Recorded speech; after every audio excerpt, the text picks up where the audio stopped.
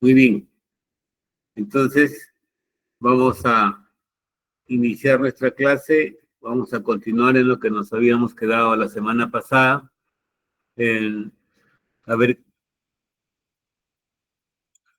habíamos hablado sobre estas reacciones con participación de grupos vecinos y díganme ustedes, ¿qué es lo que caracteriza y diferencia a estas reacciones con participación de grupos vecinos con respecto a las reacciones de sustitución nucleofílica unimolecular y las reacciones de sustitución nucleofílica bimolecular? ¿Qué es lo que diferencia entre cada uno de ellos? A ver, ¿pueden abrir sus micrófonos?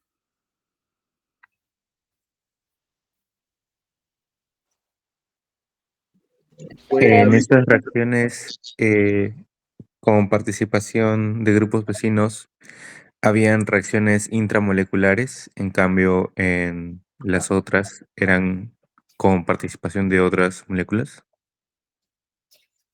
Ya, ¿cuál era la diferencia?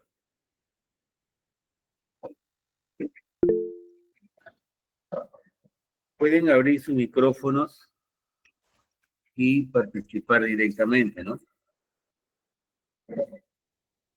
¿Cuál es la diferencia? Claro, es una Otra reacción.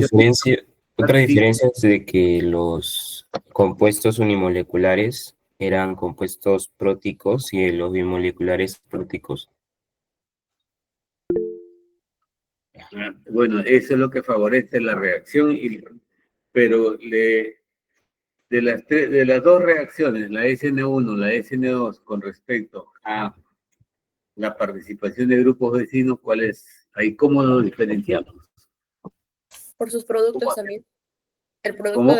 Por sus productos. El producto del SN1 es una inversión de configuración, mientras que del SN2, si no me equivoco, del SN1 es inversión y retención, y del SN2 solamente es inversión de configuración. Y en la participación de grupos vecinos, ¿qué presenta? ¿Solamente retención de configuración? Solamente presenta la retención de configuración, ¿no es cierto? Entonces, cuando nosotros queremos diferenciar o determinar una molécula, entonces podemos analizar y determinar qué es lo que nosotros observamos, ¿no? Dentro de esa reacción, si hay una reacción en la formación de retención e inversión de configuración, al cual conocemos como mezcla racémica, ¿no? O encontramos nosotros que solamente se presenta inversión de configuración. Entonces estaríamos hablando ahí de las reacciones de sustitución nucleofílica unimolecular y las reacciones de sustitución nucleofílica bimolecular. A diferencia de las reacciones con participación de grupos vecinos, que una de las características importantes es que, como manifestó nuestros compañeros, es una reacción de sustitución intramolecular, ¿no?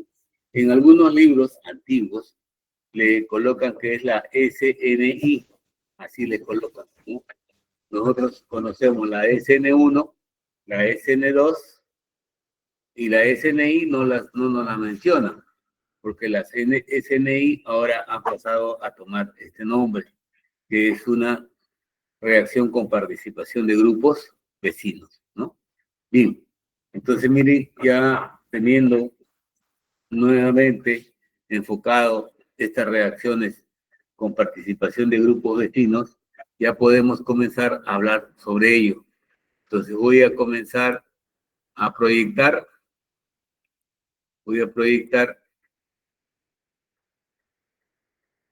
y ustedes me dirán si se ve o no se ve.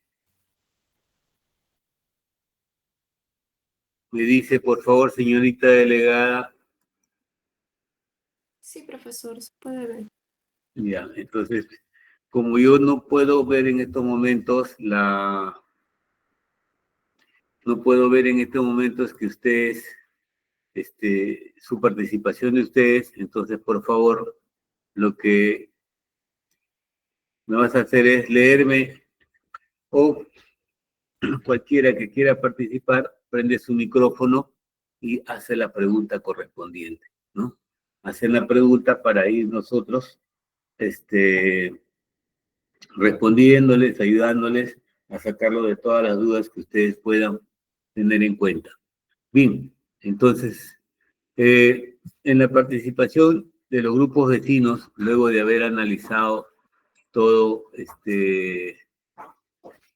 las reacciones de sustitución nucleofílica unimolecular y las reacciones de sustitución nucleofílica bimolecular, habíamos llegado a ver que en la química orgánica, la participación de los grupos vecinos, también conocido como asistencia antimérica, ha sido definida por la Unión Internacional de Química Pura y aplicada como la interacción de un centro de reacción con un par solitario de electrones en un átomo o los electrones presentes en el enlace pi, ¿no? Que se refiere a este grupo G, contenido dentro de la molécula original, pero no conjugado con el centro de reacción. ¿Quién viene a ser el centro de la reacción?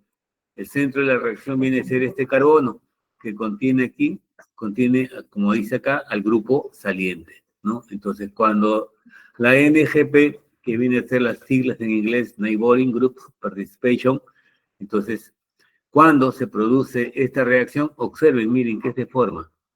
Se forma un anillo cíclico, catiónico, o sea, cargado positivamente, ¿no? Y esto por este grupo, que es el reactivo nucleofílico, que tiene el par de electrones disponibles para poder reaccionar con el carbono, que es el centro de reacción, ¿no? Y produciéndose el desalojo del grupo saliente, y luego el reactivo nucleofílico externo ataca al carbono donde se encontraba el grupo saliente, produciéndose ¿no? Produciéndose entonces un nuevo producto con participación de grupos vecinos. Y como dice en esta última línea, cuando la participación de grupos vecinos está en funcionamiento, es normal que aumente la velocidad de reacción, ¿no? Entonces, en estos casos, esa es una de las evidencias que nosotros vamos a tener, ¿no? ¿Por qué se producen estas reacciones con participación de grupos vecinos? Bien, entonces, en estas reacciones con participación de grupos vecinos, ocurre cuando en una misma molécula se encuentra el nucleófilo y el electrofílico, ¿no? Como ustedes ven acá, el nucleófilo es G y el reactivo electrofílico viene a ser este carbono, generándose una sustitución intramolecular. Cuando ustedes ven aquí, el reactivo nucleofílico ataca al carbono que tiene el centro de reacción, el cual es desalojado del grupo saliente, formándose un intermediario cíclico catiónico, el cual es atacado por el reactivo nucleofílico externo, ¿no? Y ataca por el carbono donde se encontraba el grupo saliente, que lo he graficado de rojo, ¿no? Este carbono donde se encontraba el grupo saliente, entonces es atacado por el reactivo nucleofílico, recuperando en este caso la molécula nucleofílica, recuperando su par de electrones que utilizó para desalojar al grupo saliente. Entonces, formándose un producto. Observen ustedes el producto que se forma. Si nosotros imaginariamente, como les decía en la clase pasada, ¿no? Imaginariamente, sacamos esta molécula y la colocamos enfrente del sustrato, o sea, sacamos esta molécula imaginariamente y la colocamos, ¿no? En el sustrato, o sea, en el reactivo inicial, o en el producto inicial, ¿qué es lo que vamos a observar? Que la molécula es igual, ¿no? Y cuando las moléculas tienen la misma forma, o forma muy parecida, decimos que presenta retención de configuración, ¿no? Y esa es la diferencia que existe. Entonces, miren, en otras palabras, aquí se terminó todo de la participación de grupos vecinos. Porque esto es todo. Todo lo que usted ve aquí, esta es participación de grupos vecinos. Entonces, el mecanismo de reacción, como ustedes ven, es muy sencillo, ¿no? Aquí lo vamos a ver paso a paso. ¿Cuál es la primera parte? el ataque del nucleófilo interno, ¿no?, al carbono, que es el centro de reacción, desalojando al grupo saliente y generándose una sustitución nucleofílica intramolecular, ¿no? Entonces, ¿quién sale? Sale un anión, ¿no? Entonces, se genera una reacción de sustitución nucleofílica intramolecular. En este caso, se forma un anillo cíclico intermediario, ¿no? Siempre se va a formar un anillo cíclico. Y para la formación de este anillo cíclico va a depender, ¿de qué va a depender? De los átomos de carbono que existan acá, que pueden ser de 3 a 5 o 6 carbonos, dependiendo del autor, ¿no? Hay unos autores que dicen 5, otros autores dicen 6. Entonces, pero lo más práctico es que sea de 5 carbonos, porque se forma este anillo cíclico intramolecular, que en algunos casos es un anillo estable, ¿no? En algunos casos es un anillo estable. Bien, entonces, al dar lugar a esta reacción intramolecular, el intermediario es este anillo cíclico catiónico, ¿no? Este anillo cíclico catiónico, en la cual solamente en este caso está dirigido al reactivo nucleofílico, pero en realidad esta carga positiva la puede tener este carbono o puede tenerlo este otro carbono. O sea, cualquiera de los elementos que estén involucrados dentro del anillo cíclico puede tener esta deficiencia de electrones. Porque esto, ¿qué significa? Que es deficiente de electrones, ¿no? Y por lo tanto pueden ser susceptibles de ser atacados por reactivos nucleofílicos, ¿no? Pueden ser atacados por reactivos nucleofílicos. Bien, y finalmente viene a ser la tercera etapa, donde el reactivo nucleofílico externo, en este caso Z, ataca al carbono donde se encontraba el grupo saliente. Al atacar al carbono donde se encontraba el grupo saliente, entonces, ¿qué sucede? G, que es el reactivo nucleofílico, va a recuperar su par de electrones, entonces se va a estabilizar, dando lugar a este producto, ¿no? Que el producto presenta retención de configuración, ¿no? El producto presenta retención de configuración. Entonces, nuevamente, y aquí está más fácil, ¿no?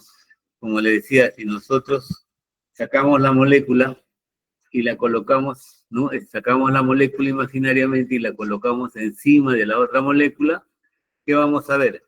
Que son muy parecidas, ¿no? Y cuando son parecidas, ¿qué decimos? Que presenta retención de configuración. Entonces, miren, es muy simple y muy sencillo estas reacciones con participación de grupos vecinos, ¿no? Como ustedes pueden observar, ¿no? Si tienen alguna pregunta hasta acá, ¿tienen alguna pregunta? ¿Alguna duda? Entonces, miren, todo lo que hemos explicado prácticamente está en estas ecuaciones químicas, que están detallados cómo se sucede, ¿no? El mecanismo de reacción de un compuesto que presenta participación de grupos vecinos, ¿no? Entonces, si alguien tiene alguna pregunta, alguna duda, señorita delegada.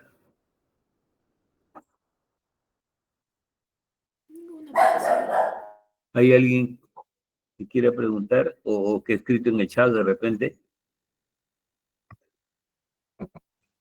Profesor, entre un anillo cíclico con 3 o 5 carbonos, ¿cuál es el más estable? Claro, los más estables son los de 5 y 6 miembros, porque los de 3 y de 4 son anillos, son anillos muy inestables. Por ejemplo, este es muy inestable, este también. Los más estables son los anillos de 5 y 6 miembros. Ok, gracias. Porque esto de acá, estos dos primeros, dice que son difíciles de formar por la tensión angular, pero fáciles de abrir. En cambio, los de 5 y 6 miembros son fáciles de formar, pero difíciles de poder abrir por su estabilidad molecular de cada uno de ellos, ¿no? Eso es lo que indica. Entonces, por eso le decía, dependiendo del tamaño del anillo, nosotros vamos a tener algunas reacciones con participación de grupos vecinos, ¿no? Y esto vamos a ver, vamos a poner algunos ejercicios al final en la cual vamos a tener un producto que presenta retención de configuración, otro producto que presenta la formación de un anillo cíclico y otro producto que va a presentar un ordenamiento molecular que es una consecuencia de estas reacciones con participación de grupos vecinos, no es una consecuencia. Bien, entonces, ¿tienen alguna pregunta adicional? ¿Algo más?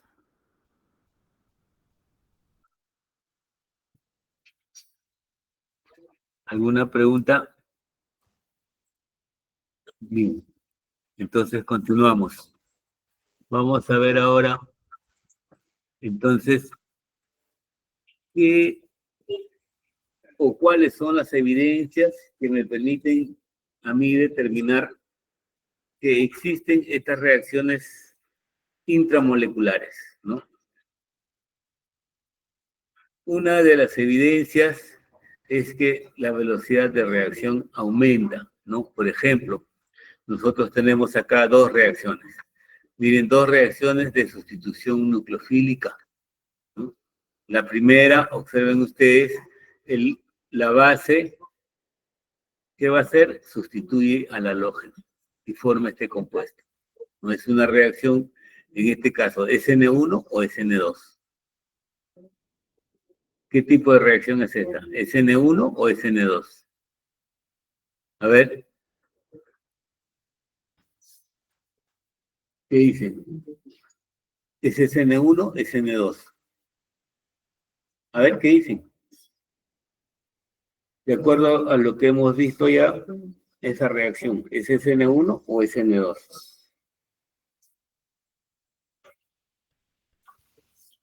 A ver. ¿Están ahí? SN2. ¿Ah? SN2, ¿por qué?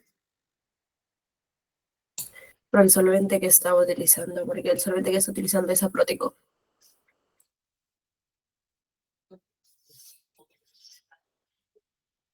¿Por qué me dice? Porque el solvente es aprótico, Ajá. pero si es una base, la base generalmente se disuelve en agua, ¿no? Hay otro factor importante. A ver, de los 51 que habían, a ver. ¿El tipo de carbono primario? El tipo de carbono, ¿no es cierto? Ese es el que predomina.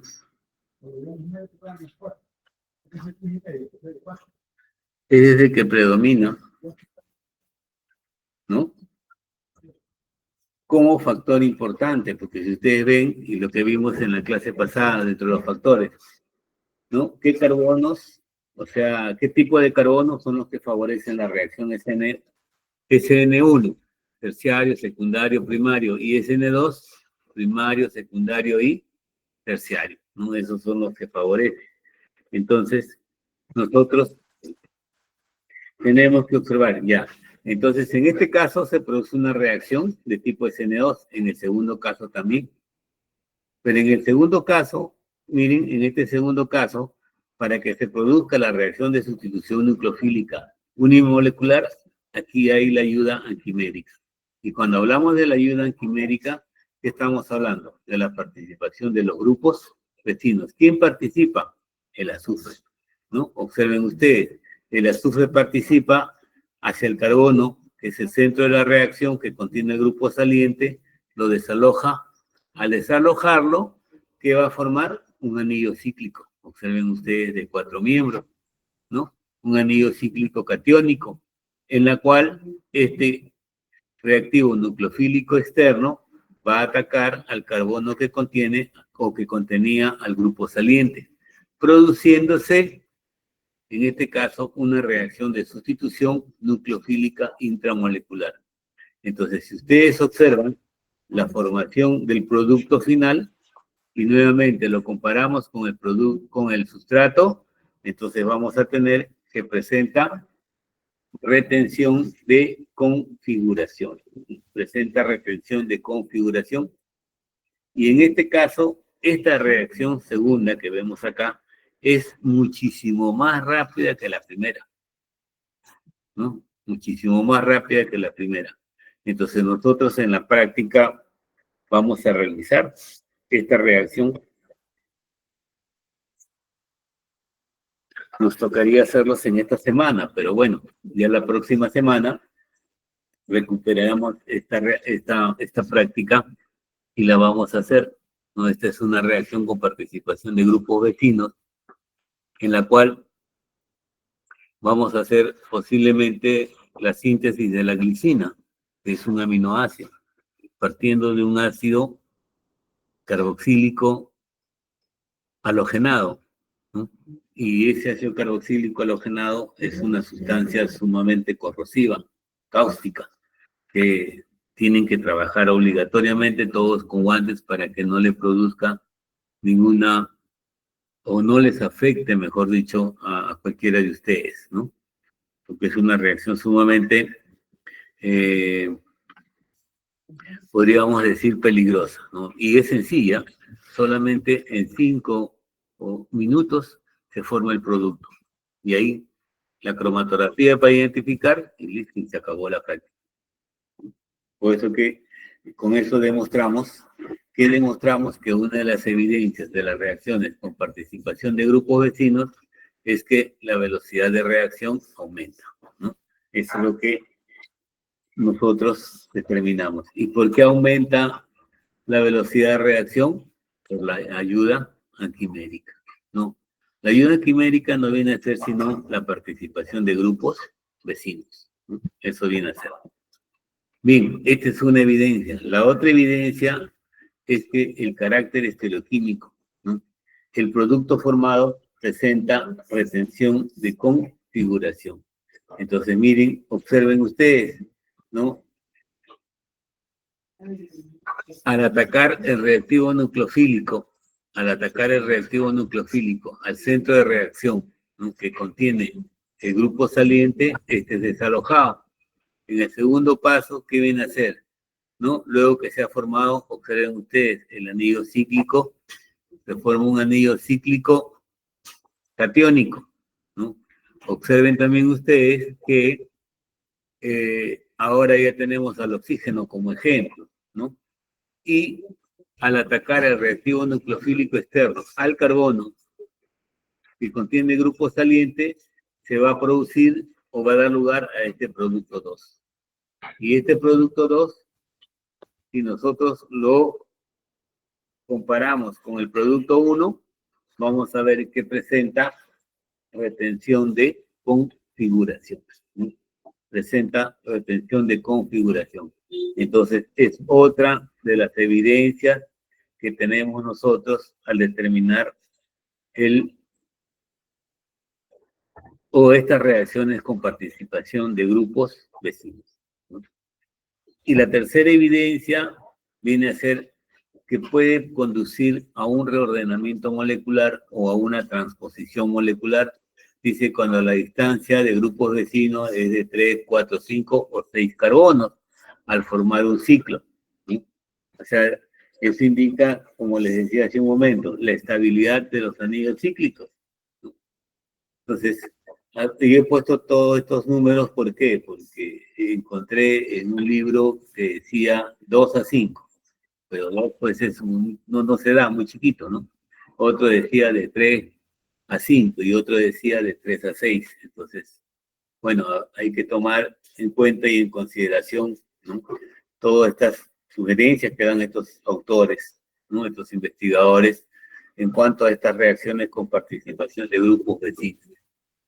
¿Y quiénes son los que van a participar? Y es la pregunta que les iba a hacer, ¿no? Los grupos funcionales que tengan oxígeno, nitrógeno, azufre, benceno, naftaleno y todos los átomos que tengan un par de electrones, o sea, que tengan el comportamiento como nucleofílico, participan en estas reacciones, ¿no? Ustedes saben que el oxígeno, ¿cuántos pares de electrones tiene en su último nivel de energía? A ver, el oxígeno. ¿Cuántos pares de electrones tienen en su último nivel de energía? 3 pares. ¿Cuánto? ¿Cuántos pares? ¿Cuántos pares de electrones tiene el oxígeno en su último nivel de energía? El nitrógeno, el azufre, el benceno, el naftaleno. ¿O no tiene? ¿El benceno tiene pares de electrones para comportarse como nucleofílico? A ver.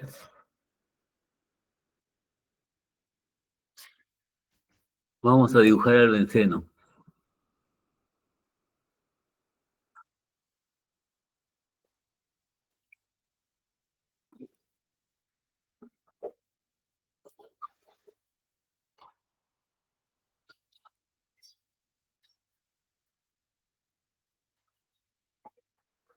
El benceno tiene pares de electrones.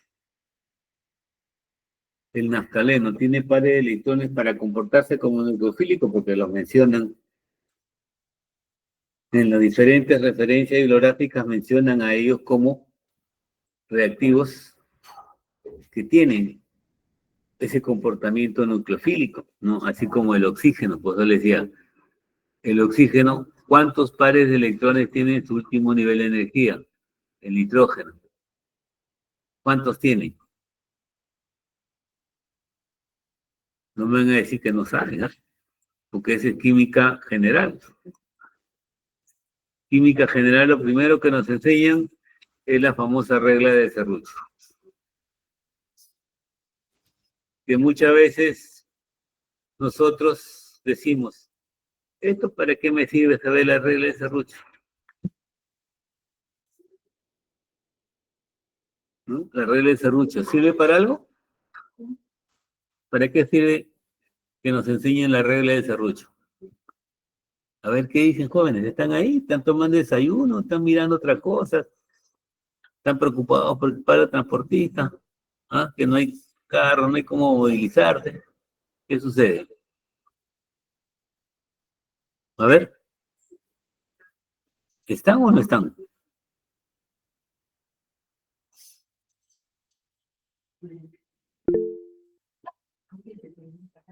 A ver, ¿alguien ha respondido? Señorita delegada.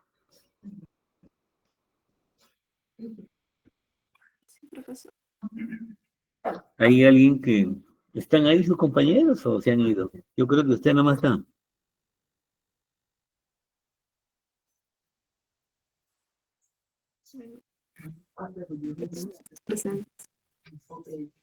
A ver, ¿cuántos pares de electrones tiene el oxígeno en su último nivel de energía? Igual que el nitrógeno. Oxígeno, 6 electrones de valencia. 6 electrones. ¿Y cómo están distribuidos? Pues la pregunta más sencilla también sería, ¿cuántos enlaces presenta el oxígeno? ¿Cuántos enlaces presenta el nitrógeno? ¿No? Y lo que estamos estudiando, ¿cuántos enlaces presenta el carbono? ¿Y de dónde sale? Del par de electrones libres que tiene para compartir. De los electrones libres por compartir. ¿Y cómo sabemos eso? ¿Cómo sabemos cuántos electrones libres tiene para compartir? Con la regla del octeto. La regla del octeto, ese es para saber si un átomo es estable. La configuración electrónica. La configuración electrónica, eso es lo que me sirve. Y la configuración, para yo determinar la configuración electrónica, tengo que hacer la famosa regla de Serrucho. Para eso me sirve la regla de Serrucho. Entonces, con la red de serrucho que han sacado ustedes, que el oxígeno Formaría tiene- dos enlaces. tiene 6, ¿no es cierto? Vamos a poner así, vamos a hacer la representación de Lewis. ¿Para qué me sirve la representación de Lewis? ¿Ah? Miren, estamos aplicando química general. ¿Ah? ¿Para qué me sirve la representación de Lewis? Para ubicar yo qué cosa? Los... Sí, cumpliendo con el octeto. No, Lewis me dice Los cómo electrones represento los electrones de valencia, ¿no? ¿Cómo represento los electrones? Puedo hacer un puntito, como en este caso lo estoy haciendo yo, o puede ser a través de una X, a través de un triángulo, la figura que a ustedes se les ocurra, ¿no? ¿Esto qué significa? Que son pares o que son electrones que están en su último nivel de energía, porque los electrones que se encuentran en el último nivel de energía son aquellos que participan en los enlaces. Entonces el oxígeno, como ustedes muy bien dicen, tiene 6 electrones en su último nivel de energía. 2 de ellos apareados, ¿no? Y 2 desapareados. Y los que están desapareados son los que van a formar los enlaces. Por ejemplo, vamos a poner X, que corresponde a un hidrógeno, ¿no? Y acá otra vez X corresponde a otro hidrógeno. Entonces, ¿qué molécula he formado? ¿Qué molécula? ¿Ah? ¿Qué molécula es la que he formado? ¿Qué molécula es la que he formado? ¿O qué compuesto químico? Una molécula de agua. Una molécula de agua. ¿Ven? Así es como se representa la molécula de agua. Que ahora si vemos la hibridación que presenta el oxígeno, ya esa es otra forma de representar, ¿no?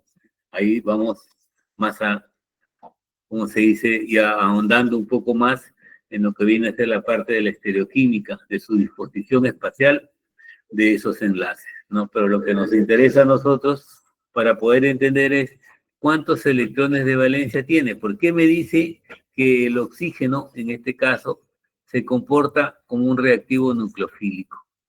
Eso es lo que yo necesito saber. No es porque me dicen el oxígeno es nucleofílico, así pues, pero ¿por qué? Ah, porque lo dicen. Esa es la respuesta, ¿no? Eso posiblemente sea para un técnico, ¿no? Pero nosotros somos profesionales químicos farmacéuticos, tenemos que saber el fondo de todo esto, ¿no? Por eso que nosotros somos los dueños del medicamento. ¿Y por qué somos los dueños del medicamento? Porque sabemos esta distribución de los electrones, de las moléculas que existen en una determinada sustancia, que ya saben ustedes que esa sustancia que ingerimos puede ser un alimento, puede ser un medicamento o puede ser un tóxico, ¿no? Entonces, ¿por qué se dice que el oxígeno es nucleofílico? Porque tiene su par de electrones, ¿no? Apareados, estos dos que ven aquí, que se comporta como nucleofílico, ¿no? Así se comporta. Y el nitrógeno, ¿cómo lo entendemos? ¿Cuántos electrones tiene el nitrógeno en su último nivel de energía? 5. ¿Cuánto? 5. No le... 5. Yo le escuché 20, ¿qué? No, 5, profesor. Ya. ¿Y cómo están distribuidos? 2 electrones apareados Ya. y el resto está, bueno, los otros 3 están 2 a cada costado y 1 en la parte de abajo. Claro. ¿Y eso qué me indica?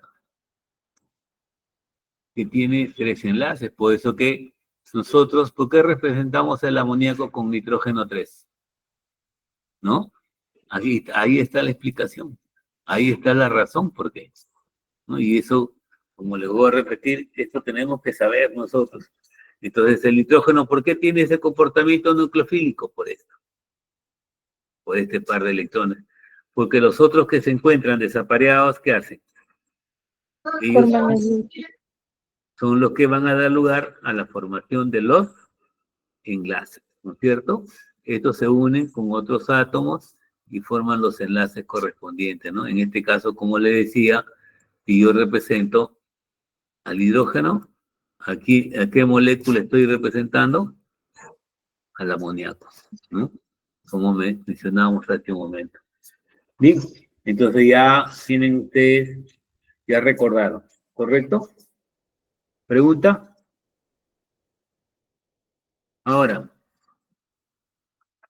el benceno, ¿por qué se dice que es nucleofílico? Eso ustedes deben relacionarlo con lo que hicieron el ciclo pasado en aromáticos, ¿no? Cuando le enseñaron aromáticos, allí ustedes tienen dentro del mecanismo de reacción de la sustitución nucleofílica. Porque presenta electrones deslocalizados, los que forman el anillo aromático. Forma el anillo aromático. ¿Cuál es su apellido, señorita? Medianero. Medianero. Y a ver, ¿y el resto qué dice? ¿Está durmiendo? ¿Está tomando desayuno? Medianero, ¿cuál es su apellido otro? Medianero Robles. Medianero. Robles. ¿Y su nombre? Tatiana. Correcto. Gracias. A ver, ¿y el resto qué dice? ¿No? De lo que ha dicho su compañera Medianero, a ver qué dice. Dice por la delocalización de los electrones. ¿Y el resto? No sabe, no opina. Bueno, hoy día se han salvado porque les iba a tomar un examen de lo que habíamos hecho anteriormente, pero bueno, ya lo estoy guardando para la próxima semana. A ver, ¿qué dicen? Mi compañera dice por la deslocalización de los electrones. ¿Y cómo se da esa deslocalización de los electrones? Porque ¿cuáles son las reacciones por las cuales se producen las reacciones de sustitución nucleofílica o las reacciones de sustitución electrofílica aromática? ¿Cuál es el mecanismo de reacción? Eso le deben haber explicado. Efecto inductivo y resonante tiene que ver. El efecto inductivo y resonante, eso lo que me indica es la estabilidad del benceno. Porque el benceno, a pesar de ser un compuesto insaturado, no sufre reacciones de adición y no sufre reacciones de sustitución. Pero ¿cómo se produce eso? ¿Cómo se produce eso? Porque dice que en el mecanismo de reacción de estos compuestos aromáticos, lo que son, o lo que interviene son más reacciones iónicas. Pero si para que sea una reacción iónica, este compuesto es un compuesto saturado. Y yo entiendo que los compuestos iónicos son aquellos que tienen pares de electrones en las cuales, como su nombre lo dice, se ionizan, ¿no? Se desprenden rápidamente. Por ejemplo, en el caso del agua, nosotros podríamos decir que se ioniza y pierde un protón y se forma esto, ¿no? Entonces, ¿cómo es que el benceno tiene entonces esta actividad, ¿no? Está dado por la resonancia interna de los electrones, pero viene a ser en la localización de ¿quién? En la localización de un par de electrones en un carbono. Entonces, este carbono, al localizarse acá, se va a cargar negativamente. Y por eso es que se dan las reacciones de sustitución electrofílica aromática, ¿no? ¿Por qué orientan, cuando existe un sustituyente, por qué orienta a las posiciones orto, para o meta? ¿A qué se debe? Eso solamente lo entendemos si hacemos la deslocalización de los electrones intramoleculares, ¿no? Entonces, tengan presente que entonces el benceno, así como el naftaleno, al tener esa resonancia, hay un par de electrones que se localizan en un átomo de carbono y se comporta como si fuera un reactivo nucleofílico, ¿no? Nucleofílico. Bien, entonces, ¿alguna pregunta? Espero que ya hayan recordado todo lo que corresponde a esta parte, ¿no? Que hayan recordado todo lo que corresponde a esta parte de reactivos nucleofílicos, ¿no?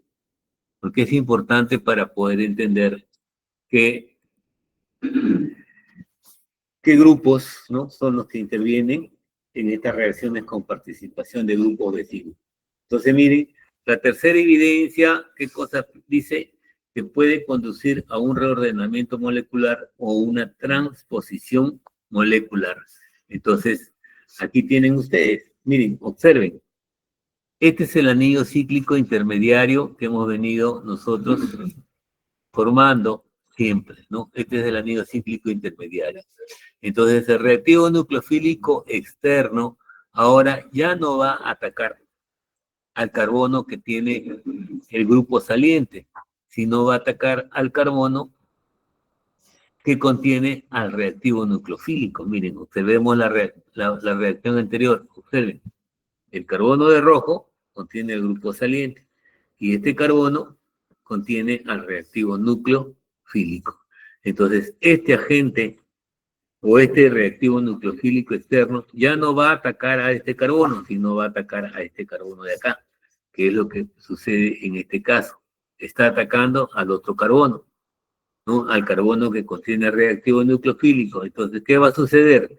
Este reactivo nucleofílico ya no se va a encontrar en este carbono, ahora ha pasado acá. ¿Ven? Entonces, ¿y qué ha sucedido aquí con este producto final? ¿Qué ha sucedido ahí? ¿Qué ha pasado? ¿Qué se ha producido? ¿Retención? Reordenamiento. Inversión de configuración, ¿no? ¿Qué se ha producido? ¿Retención o inversión de configuración? ¿Cuál de los dos? ¿O ninguno de los dos? ¿Se ha producido alguno de ellos? Si yo lo llevo, miren, imaginariamente, sacamos esto y yo lo llevo a mi producto inicial. ¿Están iguales? ¿Están diferentes? ¿Hay retención, inversión de configuración? ¿O no hay ninguno de ellos? ¿No? Si ustedes analizan bien, no hay ni retención ni inversión de configuración, ¿no? Como dice su compañero, el orden ha cambiado. El orden ha cambiado. ¿Por qué ha cambiado el orden? Porque este grupo nucleofílico se encontraba en este carbono. Ahora, ¿qué ha pasado? Ha migrado hacia el otro carbono. A esa migración es lo que se le dice un reordenamiento molecular, ¿no? U otros autores también lo denominan transposición molecular, ¿no? Entonces, y este reordenamiento molecular o transposición molecular ocurre de acuerdo, ¿no?, como les decía, al número de átomos de carbonos que existen. Y es una de las evidencias en estas reacciones con participación de grupos vecinos. Bien. ¿Alguna pregunta? Profesor, entonces los grupos vecinos serían mayormente los que se encuentran en los grupos 5, 6 y 7A. Claro, 3, 4, 5 o 6. Porque acuérdense que tienen que formar anillos estables, ¿no?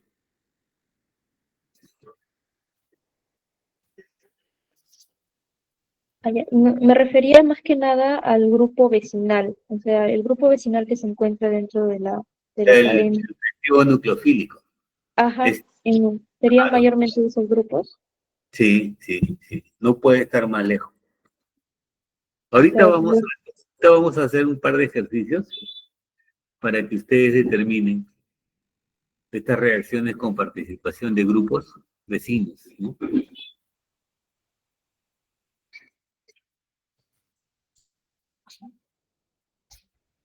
Bien, ¿alguna pregunta?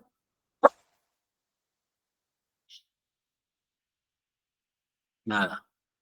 Entonces, a ver, vamos a plantear dos ejercicios. Y ustedes van a determinar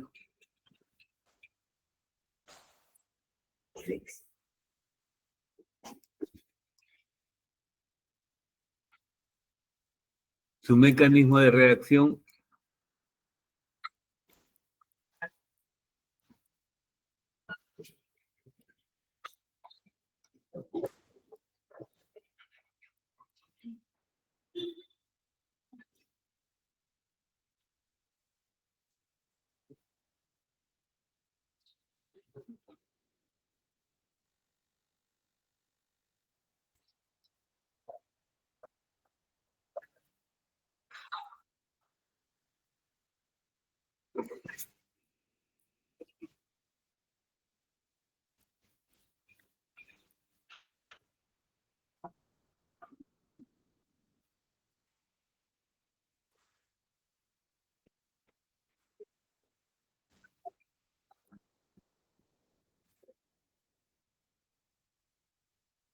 ahí tienen un ejercicio.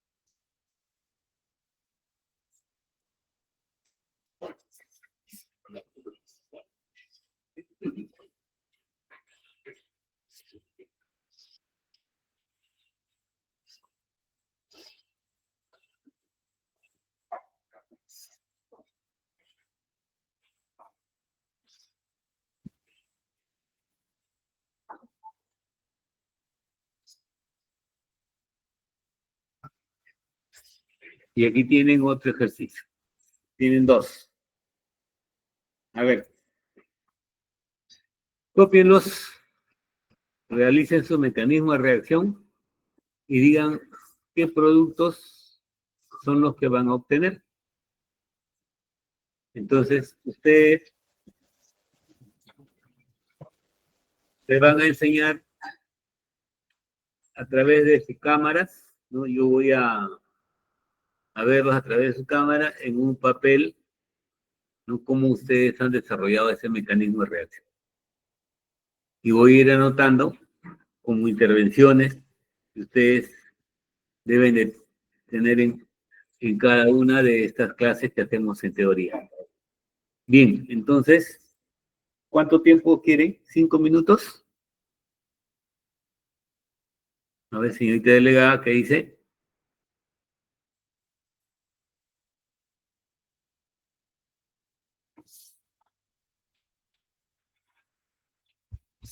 A ver.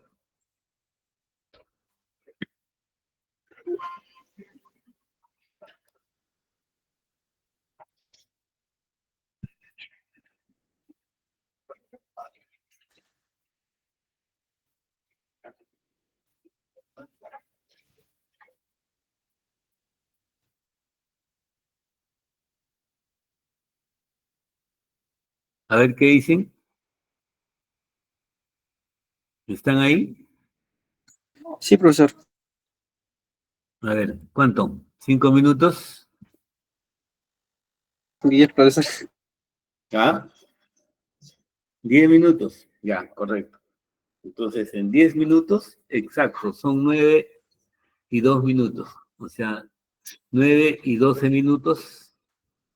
Nuevamente los vuelvo a convocar.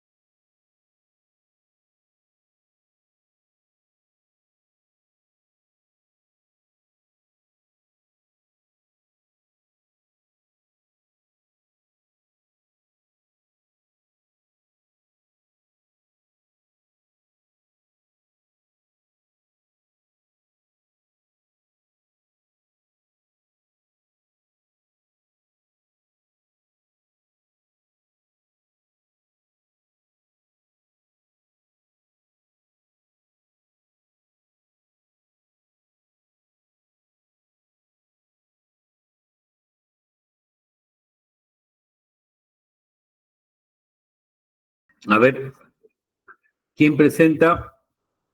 ¿Qué es lo que ha hecho? Pueden abrir su cámara.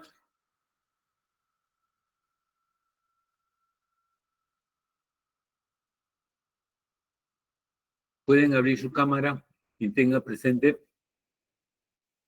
quien haya realizado algo, a ver.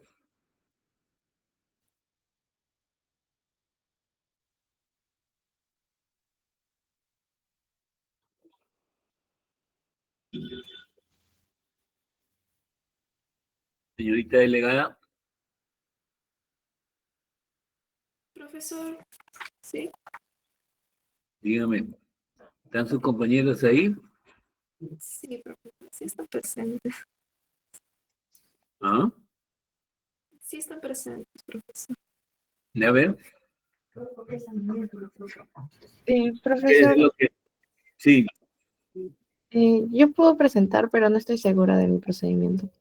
no importa. Lo que interesa es lo que has hecho, porque si no practicas, nunca te vas a dar cuenta si está bien o está mal. A ver, puedes presentar. Prende tu cámara y vamos a ver. Voy a dejar de presentar un ratito para poder apreciar mejor todo. A ver. Y muéstrame el papel donde has realizado tu ejercicio. Lo he hecho en mi computadora, ya que Ya, no muy bien. tengo el Está bien. Está bien en Word, claro. Ya.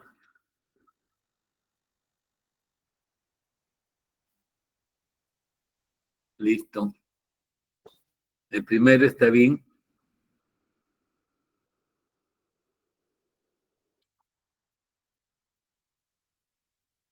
A ver, el segundo.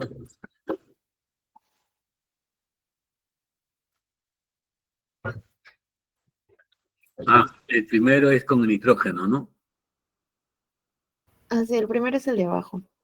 Ya, sí, estaba viendo al revés. Ya.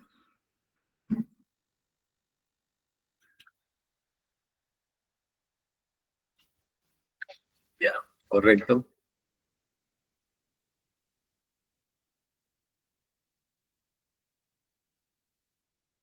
Ya.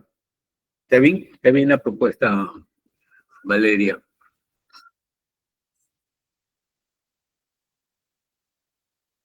Ya, muchas gracias, profesor. A ver, ¿alguien más? Profesor, ¿puedo presentar la segunda? Sí, a ver.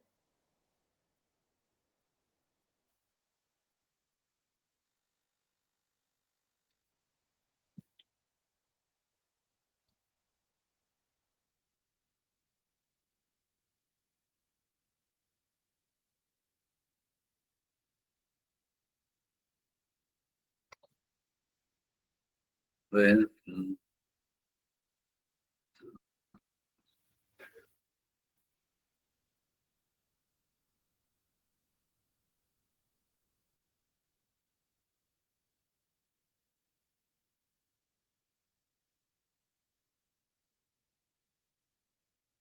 ya.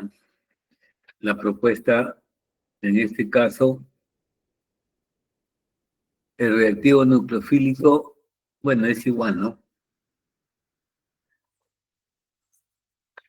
Es igual que actúa sobre el grupo saliente de carbono y forma néter. Muy bien. ¿Cuál es TATMET? ¿Cuál es apellido y nombres?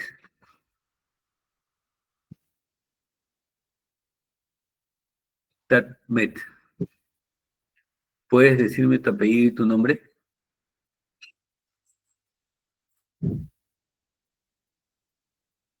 ¿Me escuchan? Tatiana Medianero Robles, profesor. Y debes poner tu nombre completo. Tatiana Medianero Robles. Ya. Muy bien, Tatiana. Eres la que más participa. A ver, ¿alguien más? Profesor, ¿puedo presentarle mi propuesta de la primera? Sí, sí. Ya, ahora la presento.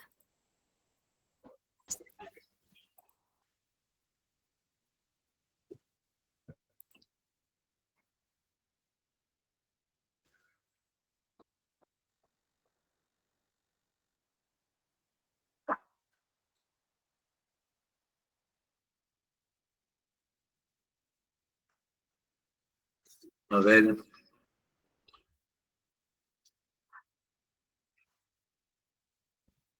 Ya. Sí, está bien la propuesta.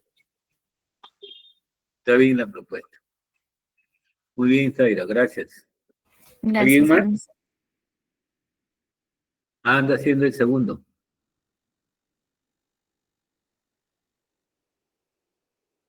Hay algo que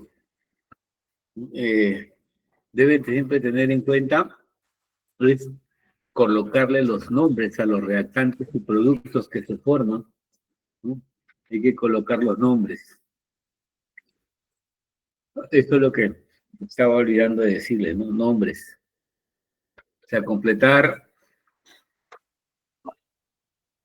las ecuaciones químicas y dar nombres a los reactantes y productos, ¿no?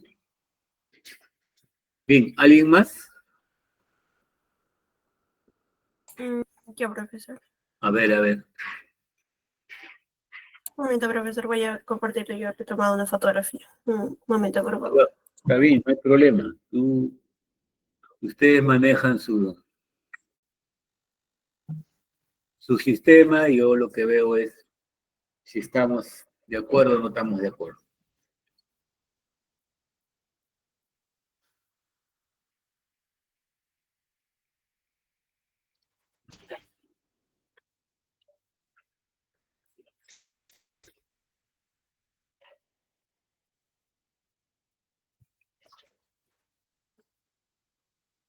¿Se puede observar, profesor? Sí, sí se observa. Sí se observa lo que has hecho. Eso, profesor. Ya sale, ingresa, claro. Sí, la propuesta está bien. Está bien la propuesta. Listo. Muchas gracias, Annalí. Listo, profesor, gracias. Muy bien. Bien, entonces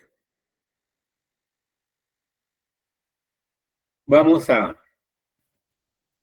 desarrollarlo. O lo dejamos así nomás. ¿Qué dices? ¿Ah? Lo dejamos así nomás para que lo desarrollen. Y el día del examen vemos si está bien o no. Desarrollalo, profe. ¿Ah? ¿Lo desarrollo? Sí, profesor. Nadie quiere, solamente uno, Profesor. ¿no? Dice, Sí, profesor, desarrollelo, por favor. 1 más 4, 5. Sí, profesor. Desarrollalo, profesor. Claro, tú eres el único, Max, que está pidiendo que desarrollo. Eres el que estás participando. Igual que las otras 4, 5, más la delegada 6 y el resto de los 64 que hay. Sí, Tatiana. Tatiana, ¿cuál es tu pregunta? Desarrollalo, profesor. Es que al menos en el segundo mecanismo, tenemos dudas porque no sabemos si ataca el oxígeno del carbonilo o si ataca el oxígeno que está adyacente. ¿Cómo se realiza en ese caso? Muy bien. Luego Sara Rivas también levantó la mano. Ahí la bajó. Bien. Entonces nuevamente vamos a compartir la pantalla.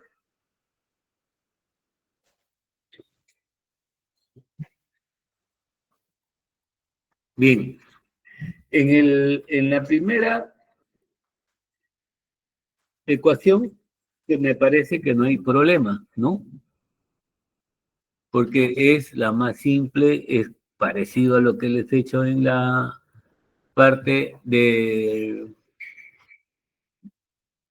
la explicación de la participación de grupos vecinos, como han hecho muchos de sus compañeros. El nitrógeno tiene 2 pares de electrones que ataca al carbono que contiene el grupo saliente. El grupo saliente es desalojado, ¿no es cierto? Entonces se va a formar, ¿qué cosa? Un intermediario que tiene 1, 2, 3, 4 carbonos. Entonces yo pongo un carbono, 2, 3 carbonos, y luego el nitrógeno. Listo. ¿Y el nitrógeno qué cosa está? está cargado positivamente, ¿no? Está cargado positivamente. Y les decía que cualquiera de los miembros que están involucrados cerca a a este catión también se involucran dentro del anillo, ¿no? Entonces acá es, a ver, vamos a completar porque de repente no.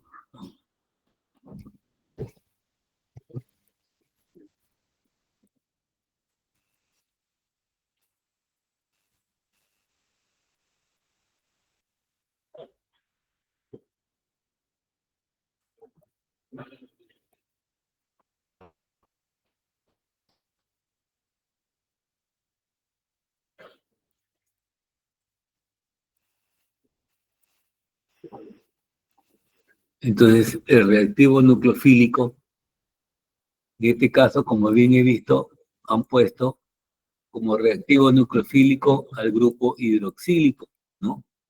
Entonces, con su par de electrones, el oxígeno, ¿qué cosa es lo que va a hacer? Va a atacar al reactivo o al carbono donde se encontraba el grupo saliente, ¿no? Lo ataca y luego el nitrógeno recupera su par de electrones, haciendo de que obtenga ahora este compuesto.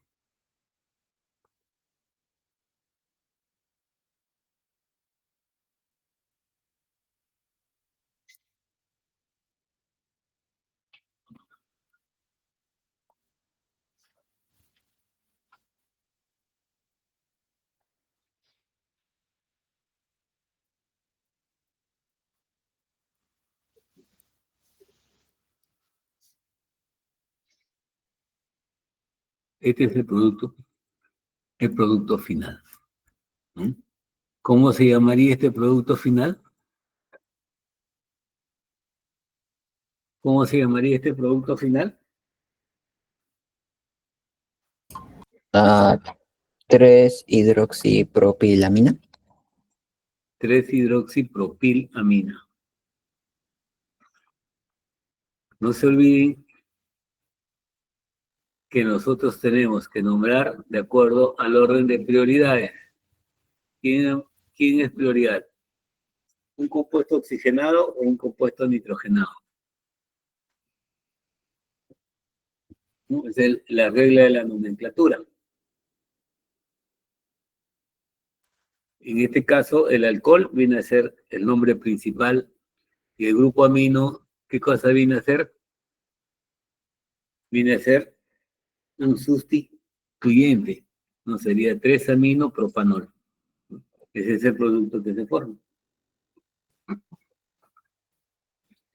Bien, entonces ahora comenzamos con el segundo ejemplo. Tenemos 1, 2, 3, 4 carbonos, ¿no? Vamos a ponerlo, los 4 carbonos, para poder orientarnos y vamos a ponerlos estereoquímicamente para poder darnos cuenta qué cosa es lo que pasa. 4 carbonos, ¿no? Este carbono tiene a un OH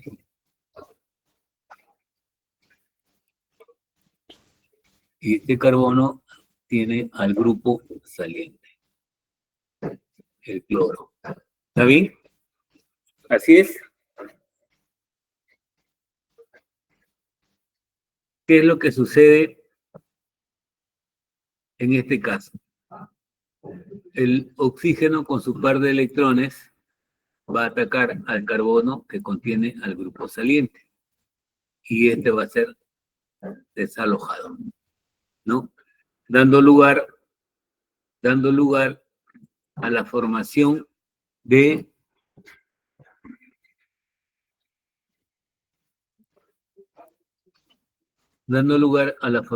un anillo cíclico, ¿no?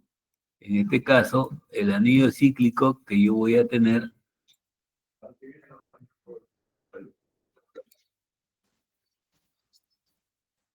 es el siguiente.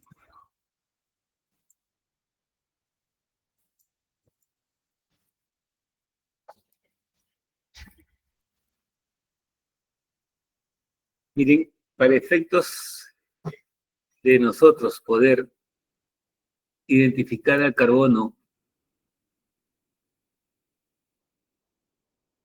lo voy a cambiar de color. Al carbono, que es el centro de la reacción, lo voy a poner de color celeste, ¿no? Para identificarlo, que es el carbono que contiene ¿a quién? Contiene el grupo saliente. Entonces, ¿qué es lo que sucede acá en este caso? Miren, observen ustedes, ¿no? Que tengo yo la formación de anillo cíclico intermediario, que es un oxocatión. Entonces, ¿quién es el que va a intervenir aquí como reactivo nucleofílico, ¿no? Nosotros tenemos el ácido acético como reactivo nucleofílico. Entonces, nosotros sabemos, ¿no?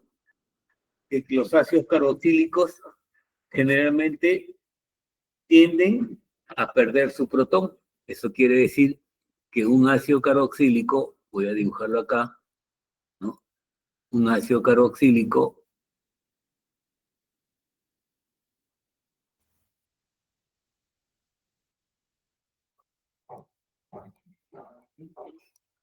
tiende a perder su protón y transformarse en un ion.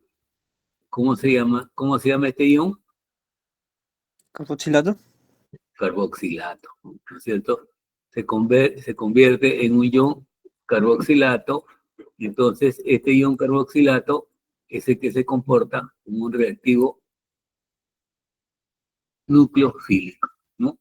O vienen a ser las famosas sales de los ácidos carboxílicos. Y de acuerdo a los estudios que han realizado a través de la difracción de rayos X, cualquiera de los dos oxígenos, ¿no? Cualquiera de los dos oxígenos que nosotros conocemos, ¿no? Este oxígeno o este oxígeno pueden comportarse como ion carboxilato, ¿no? Porque ustedes saben que esta forma de representar el ácido carboxílico solamente es una representación didáctica, porque en realidad el ácido carboxílico dice que los enlaces carbono-oxígeno que presenta tienen la misma distancia, ¿no? Y que el hidrógeno está que fluctúa entre ambos, ¿no? Este debería ser la verdadera representación de un ácido carboxílico, ¿no? Así, porque ambos están completamente resonando sus electrones. Pero bueno, para entenderlo didácticamente, decimos que se sale el protón y se convierte en un ion carboxilato. Entonces, este ion carboxilato que nosotros tenemos, que es el reactivo nucleofílico, miren, vamos a dibujarlo acá. Vamos a dibujarlo como ion carboxilato, de acuerdo a lo que nosotros conocemos didácticamente, ¿no? Vamos a ponerlo así. Entonces, ¿qué va a hacer este ion carboxilato? Lo que ustedes han hecho, ¿no? Una reacción. Miren, vamos a ponerlo, a ver, de este color. Miren, una reacción es que ataque al carbono que contiene el grupo saliente. Entonces, ¿qué es lo que voy a tener como producto en este caso? Como producto, en este caso, voy a obtener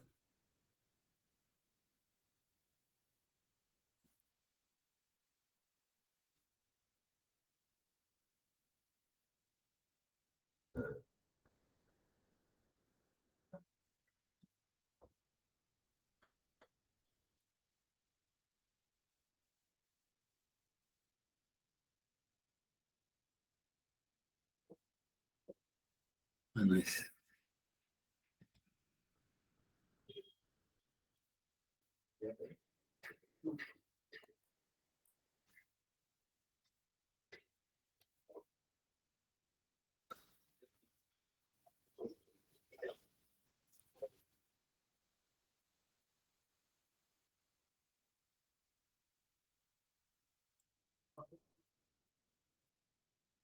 es este producto, ¿no? Que presenta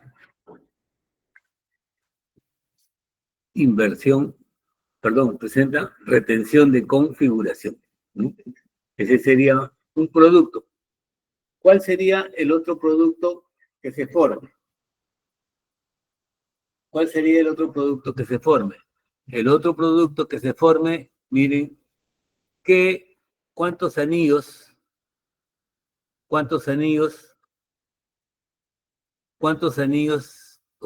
el anillo heterocíclico, ¿cuántos miembros tiene? Tiene 5 miembros, por lo tanto es estable. Entonces, este ion carboxilato lo que puede hacer es sacar el protón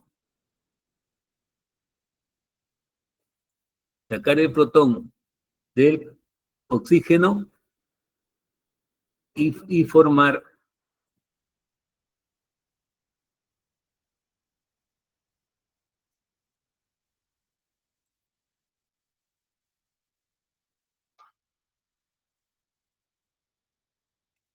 un anillo heterocíclico, el oxaciclopentano.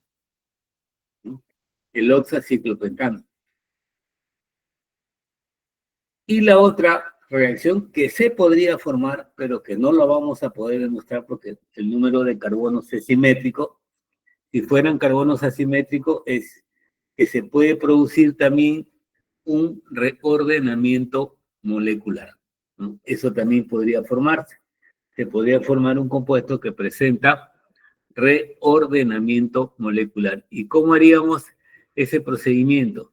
Miren, si nosotros ahora, este par de electrones, no lo veo, no le pongo mejor. A ver. Miren, si este reactivo nucleofílico ataca en el otro carbono, se va a producir un reordenamiento, ¿no? Pero el reordenamiento se va a parecer mucho a este compuesto. Va a ser casi igual, lo mismo. El reordenamiento va a ser lo mismo. Entonces no voy a poder demostrar, en este caso, que se produce reordenamiento. Si tuviera posiblemente un carbono más, allí sí tendríamos un reordenamiento, ¿no? Por ejemplo, vamos a ver, vamos a poner un ejemplo para que ustedes realicen, se entretengan a esa hora que no hacen nada.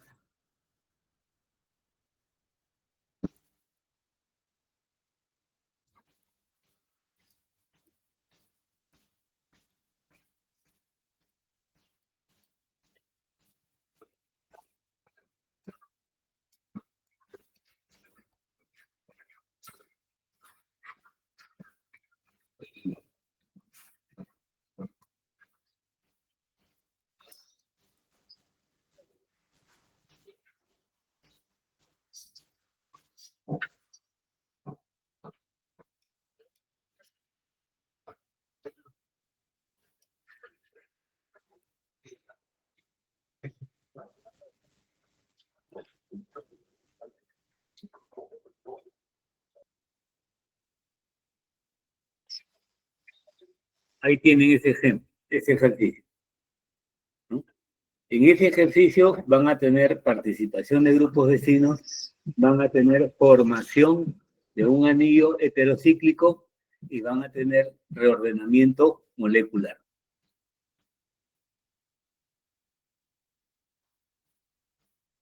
Entonces, para la siguiente clase, a ver, desarrollamos este ejercicio. Para la siguiente clase desarrollamos este ejercicio. Entonces,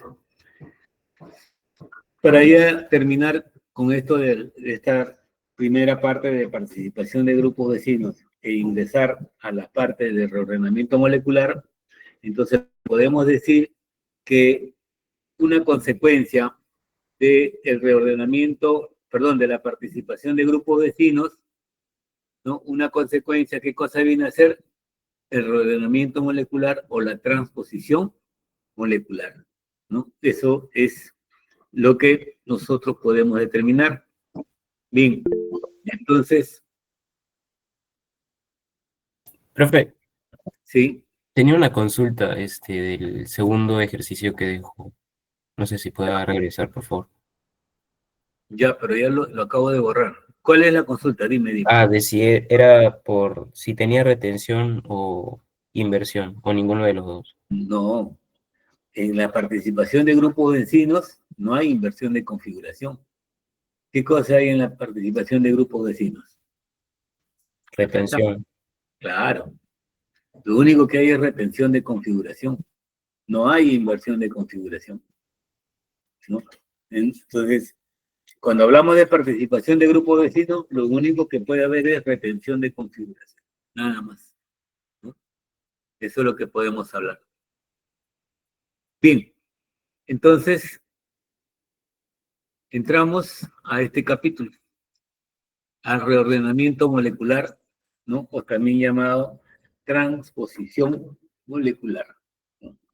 Ya hemos visto nosotros la base, qué es lo que sucede con estas reacciones de participación de grupos vecinos, ¿no? Entonces, ¿qué cosa vienen a hacer las reacciones de reordenamiento molecular?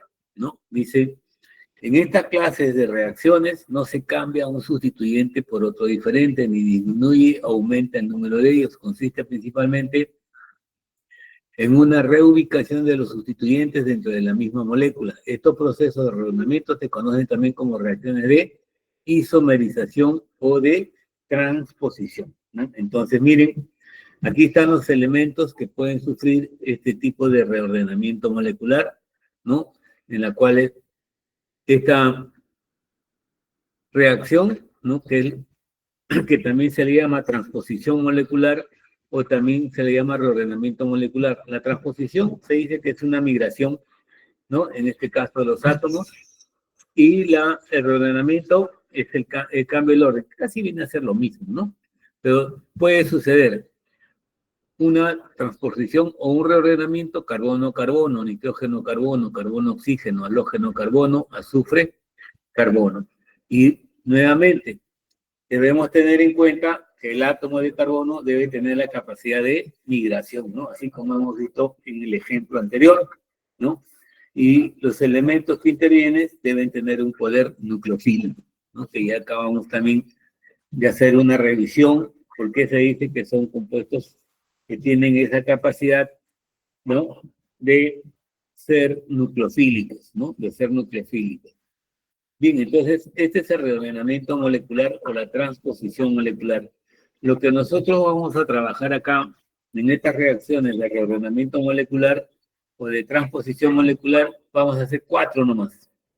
Porque en realidad es un poquito complejo a veces entender su mecanismo de reacción. Entonces, con 4, que son casi las principales, en las que tenemos reordenamiento o oxígeno, nitrógeno o azufre, ¿no? Que son las más comunes, como la reacción de Beckmann, la reacción de Hofmann, el reordenamiento de Hofmann, ¿no? Beckmann, Hofmann, el de las pinacólicas, que le denominan, de Marvin, que son las primeras que salieron, ¿no? Entonces, vamos a trabajar solamente con esos reordenamientos, ¿no? Y lo que estoy tratando de organizar bien es que ustedes puedan entender, ¿no? ¿Cómo es que se producen estos reordenamientos? Ya que es un poco complejo su entendimiento de estas reacciones, ¿no? Estoy tratando de hacer lo más simple y lo más sencillo como para que nosotros no podamos tener ningún problema, ¿no? Entonces, comenzamos con la primera reacción, en este caso la denominada transposición de Beckmann. Dice que esta transposición de Beckmann es el reagrupamiento de oximas en presencia de ácidos para dar amidas N sustituidas. Se conoce como una transposición de Beckmann, ¿no? En primer lugar, ¿qué cosa es una oxima? ¿Qué cosa es una oxima? Y eso ustedes lo han visto, ¿no? ¿Dónde han visto oximas? A ver, Los escucho para que podamos irnos centrando, ¿no? Porque si no, no vamos a entender. ¿O quiere que avance nomás? ¿Ah? Los escucho. ¿Avanzo nomás? Ya, si entienden bien y si no entienden igual. A ver, En el tema de aminas, ¿cómo? lo vimos en el tema de aminas. Por ¿Aminas? ejemplo, sí, la benzofenona oxima, a partir de la benzofenona y la hidroxilamina. Ya, pero esta es una reacción que vieron de aminas o una reacción de compuestos carbonílicos, aldehídos y cetonas. Sí, Profesor, de aldehídos y cetonas, ya que esos ayudan a formar las oximas justamente también. Claro, es una reacción de aldehídos y cetonas, ¿no es cierto? Que reacciona con el amoníaco y sus derivados, cuyos derivados son la hidracina, ¿no? Y derivados de la hidracina como la hidroxilamina, la fenilhidracina, ¿no? La 2,4-nitrofenilhidracina, ¿no? La semicarbazida. Todos ellos son reacciones que nos permiten a nosotros poder entender el nuevo grupo funcional que se forma, que es una imina o base de Schiff, ¿no? Entonces, las oximas, miren, en presencia de ácido, ¿no? Se forman amidas N sustituidas, ¿no? Y esto dice que se logra mediante la conversión del grupo hidroxílico del oxima en un buen grupo saliente, seguido de calor. La reacción se lleva a cabo habitualmente a temperaturas superiores a 130 grados centígrados y en presencia de un gran exceso de ácido de broncio, ¿no? Fuerte, como el ácido sulfúrico y el ácido acético. Entonces acá está la oxima. Observen ustedes, esta es la oxima. Esta es la oxima en la cual tenemos el grupo hidroxílico como un buen grupo saliente, ¿no? El grupo hidroxílico como un buen grupo saliente. Pero ya saben ustedes que los grupos hidroxílicos no son buenos grupos salientes. Profesor, creo que no se aprecia en la pantalla. ¿Cómo? ¿No se aprecia? ¿No ven? No puedo apreciarlo yo. ¿El resto de sus compañeros se ve? Yo sí lo veo, profesor. Yo también, profesor. Entonces, el problema de repente es de su Ya, profesor, un segundo. internet. Pero sí se ve la diapositiva completa. Sí. Sí, profesor, sí. Ya, entonces no, entonces está bien, pero bueno, algo debe tener su internet de repente. Bien, entonces miren, le decía que este grupo hidroxílico no es un buen grupo saliente, porque cuando ustedes han hecho reacciones de sustitución nucleofílica unimolecular o bimolecular, siempre les han dicho que el grupo hidroxílico no es un buen grupo saliente, ¿no? ¿Cuándo se convierte en un buen grupo saliente los grupos hidroxílicos? ¿No? ¿Cuándo se convierten en un buen grupo saliente? Cuando se encuentran en presencia de ácidos, ácido sulfúrico, ácido clorhídrico, ácido acético. Entonces, ahí se convierte en un buen grupo saliente. Por eso que habla acá que se logra mediante la conversión del grupo hidroxílico del oxima en un buen grupo saliente, ¿no? ¿Y por qué? Por la presencia de los ácidos de Bronsted, ¿no? Como ácido sulfúrico, ácido acético, o el ácido de Lewis, como el tricloruro de aluminio, ¿no? Entonces ahí tenemos nosotros buenos grupos salientes. Ahora, observen ustedes que se produce una migración de R1 hacia el nitrógeno para formar una amida sustituida, ¿no? R1 migra al carbono del nitrógeno para formar una amida sustituida. ¿Y por qué R1 migra? ¿Por qué no migra R2? ¿Por qué migra R1 y no migra R2? Porque dice que el sustituyente que va a migrar hacia el nitrógeno debe encontrarse en posición anti al grupo hidroxílico. Entonces, si yo trazo un plano imaginario, ¿no? A través del carbono y el nitrógeno, vamos a ver que quien se encuentra en posición anti es R1, ¿no? La posición anti, acuérdense que es la posición, vamos a decir así, opuesta. a donde se encuentra el grupo saliente, ¿no? Puede ser que R2 no puede migrar porque no está en posición antes. En otras palabras, no está en posición opuesta, están en el mismo lugar, ¿no? Están en el mismo lugar. Entonces, ¿y esto cómo lo demostramos? ¿Qué tengo que realizar para demostrar esto? A ver, ¿qué hago para demostrar si una ecuación química está correcta o no está correcta? ¿Qué hago? Un mecanismo. El mecanismo de reacción, que es lo que siempre nos ayuda, ¿no? A poder entender las ecuaciones químicas, ¿no? ¿Cómo se produce esta ecuación química, este producto? ¿Cómo se obtiene? Entonces lo que tengo que hacer es su mecanismo de reacción, ¿no? Y aquí tienen ustedes un ejemplo, miren, de esta transposición de Beckmann. Observen, dos grupos metilos, ¿no es cierto? La oxima. ¿Cómo se llamaría esta oxima? ¿Cuál sería el nombre de la oxima? A ver, no se olviden que yo le voy a preguntar nomenclatura, porque todas las ecuaciones, así como les he puesto, completar la siguiente ecuación y dar nombres a los reactantes y productos. Se supone que ya han pasado ustedes la nomenclatura de todos los grupos funcionales, ¿no? Ya terminaron con ácidos carboxílicos y sus derivados, estudiando todos los grupos funcionales. Ahora ya viene la parte aplicativa. Orgánica 3 es igual. Ya se aplica, porque ya saben ustedes cómo se nombra. ¿Cómo se llama esta oxima? ¿Cómo se llama la oxima? Uy, no me digan que no saben, ¿ah?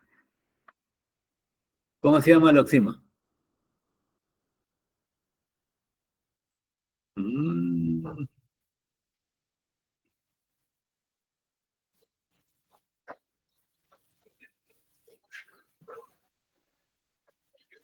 A ver,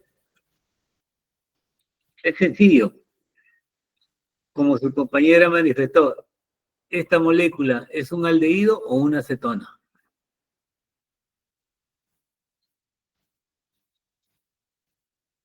¿Ah?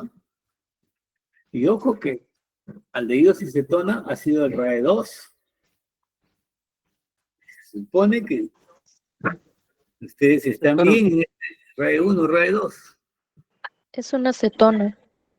¿Ya? ¿Cómo se llama? Es una acetona. ¿Cómo se llama? Yo siempre le digo cuando me toca enseñar este capítulo, que este es el capítulo más sencillo. ¿Por qué? Miren, observen. Carbono, doble enlace, oxígeno. ¿Correcto?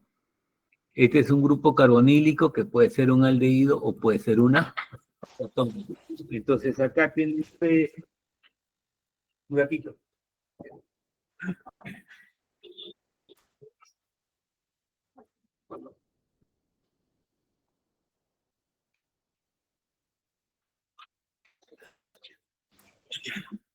Tienen ustedes ahora acá al reactivo nitrogenado, vamos a ponerle, ¿ah?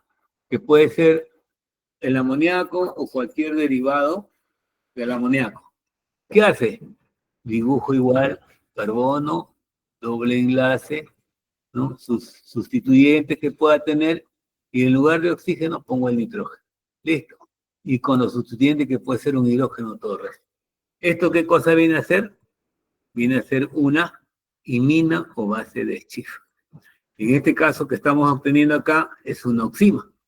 Entonces, si yo imaginariamente digo, ¿esta oxima de dónde viene? Ah, acá le pongo un oxígeno. Entonces, ¿cómo se llamaría esa acetona? Sería ¿cómo se llamaría? A ver. ¿Nada? Uy. Bueno. Vamos a dejarlo acá. Propanocinamina, profesor. Y les dejo para que ustedes vuelvan a leer, a recordar la nomenclatura. Profesor, disculpe, se llamaría propanocinamina. Yo creo que Pues, no está, bueno, está demostrado que estas clases así no se puede entender mucho. Entonces, ya estamos en la hora, que seguramente tienen otra clase, ya tienen que entrar, faltan 4 minutos. Entonces, estudien todo lo que es la nomenclatura de los grupos funcionales, porque si no, no van a entender nada. No van a adivinar a último momento. Muy bien, entonces, no les voy a decir si hay preguntas, porque en realidad no están respondiendo a lo que se les pregunta, ¿no? Entonces, estudien lo que tienen todos los grupos funcionales anteriores, las nomenclaturas, y con esto vamos a ir avanzando. Muy bien, les agradezco por su presencia y ya nos estamos viendo la próxima semana. Esperemos que ya no haya este problema de hacer clases virtuales, que no nos ayuda mucho. Muy bien, muchas gracias, señorita delegada. Muchas gracias, profesor. Hasta la siguiente clase. Ya sí. Voy a terminar de reordenar más las diapositivas para colocarlas en la plataforma, en el Moodle. Muy bien. Gracias por todo. Cuídense mucho, no se expongan, ya que está movida la situación un poco. Cuídense. Hasta luego, profesor, gracias.